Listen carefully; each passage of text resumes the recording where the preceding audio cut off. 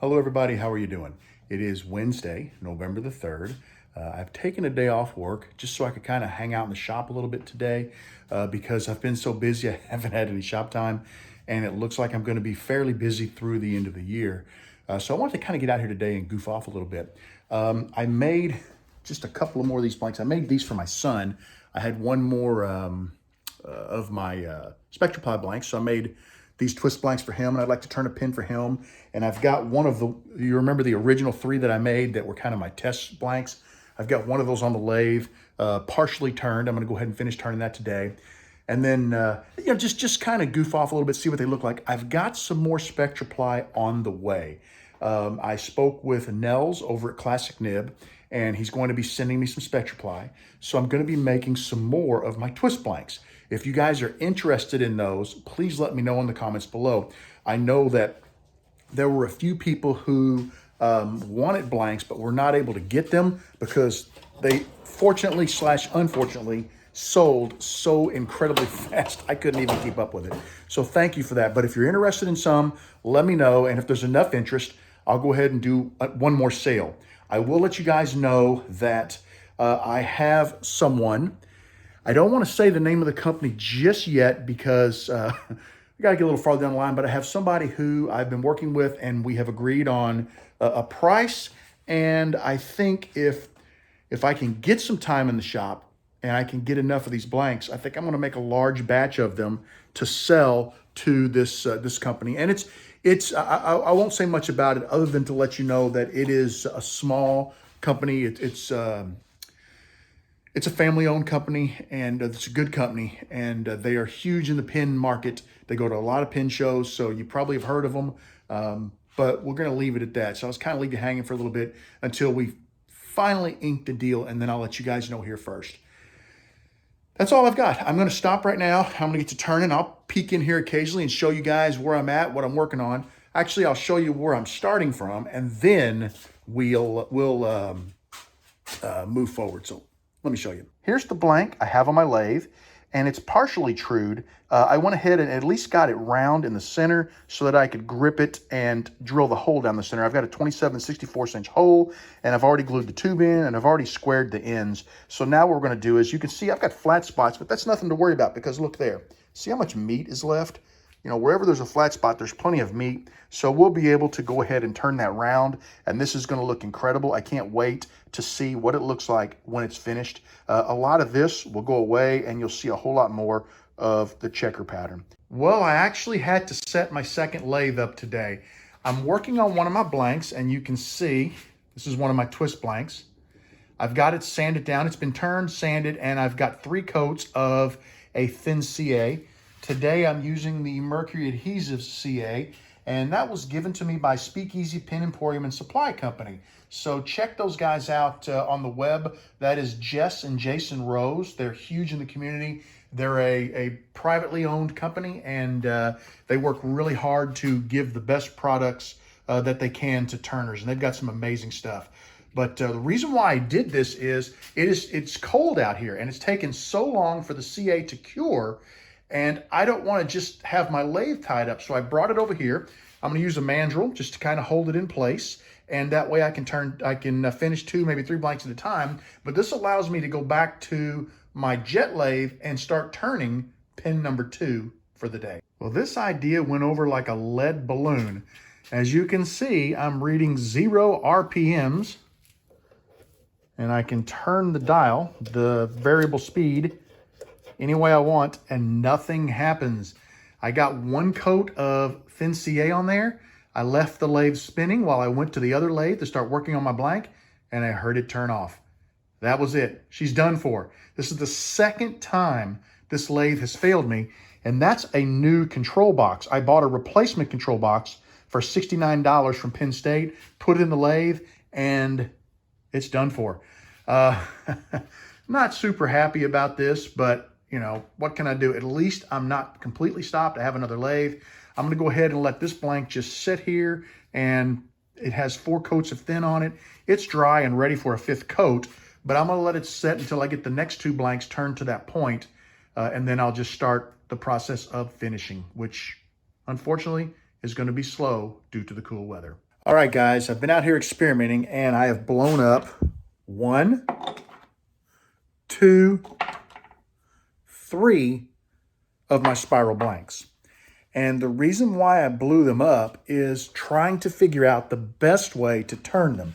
And let me grab my drill bits. This is the 27/64" bit that I use on probably 98% of the Sierra style Monarch Wall Street pins that I turn. It's a brad point. And if you are entering a blank that is flat on the end, does not have a pre-drilled hole, this is the way to go because it is super sharp. It cuts an awesomely clean hole, and I absolutely love this bit. I don't remember where I got it, potentially Woodcraft, but I'm not 100% sure. What I had to do is I ended up getting a 27/64" bit that has an end on it, like just a standard drill bit. These are going to roll a little bit because I don't think my table's level, but what I found the best way to do this is I grab a 1/4" bit because that's the size of the hole down the center of the blank, and I go ahead and rerun the 1/4" hole down the center of the blank. I put it onto a mandrel, true it, then I can grip it in pin jaws or in my vise. I grab a 9/32" bit. I just have a standard drill bit set that has, all the normal sizes in it. So that's why I'm trying to use the stuff that people would have. But I grab a 9/32" bit and I chase that 1/4" hole. And then I grab a 3/8" bit, which is the largest bit out of my home set, and chase the 9/32" hole. And finally, I grab my 27/64" and I chase the 3/8" hole. Now that's a lot of work, but you kind of saw the carnage of the blanks that I blew up. This is the best way to do it. Just step up slowly to get that hole perfect down the center of your twist blank.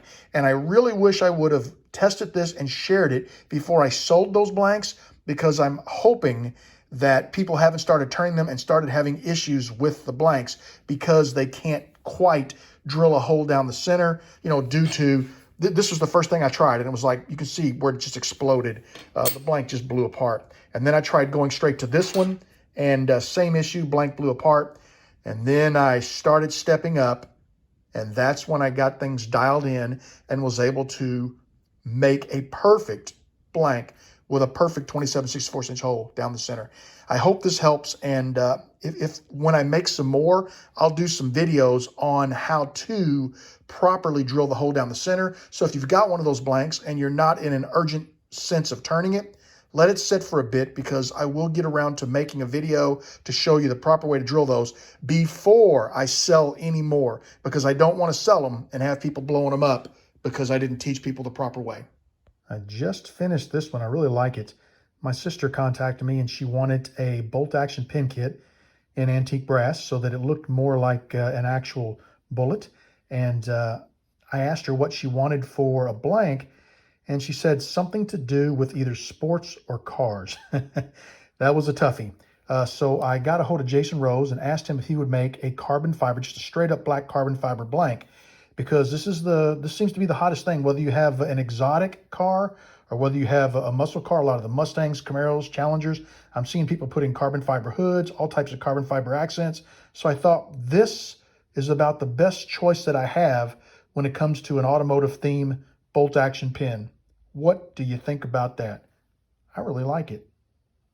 While I wait for the epoxy to dry on my crushed turquoise blank for my Taylor's Murfield pin, I decided to have a little fun. I picked up a Brian Blom blank back in 2019 at the Mid-Ohio Valley Pin Turners Gathering, and I'm working on turning it into a body. It's drilled out, threaded. Everything's looking good. It just needs to be shaped, and that's what I just started working on. This is more just a fun for me project. No filming on this. I just needed something to kind of, just have a good time. So I'm just enjoying myself in the shop today. Here is the body of the Artisan bespoke pin I just finished turning. Looks pretty darn nice, I think. What do you think? Now this section, I've just got this in here. It's from another pin that I did, actually the first pin I ever did, and it's more in there for measurement. As I do the cap, I need to be able to measure for clearance of the section. So I haven't made the section for this one yet. I'm not sure if I'll make it out of the same color. I think I may make it out of a contrasting color or maybe just a straight up black. I think it would look better. What do you think? I got the cap finished for my pen. I'm going to have to take the section out to put the cap on because the end of this section flares out just a hair too much for the cap to fit. But let me put it together and show you what it looks like.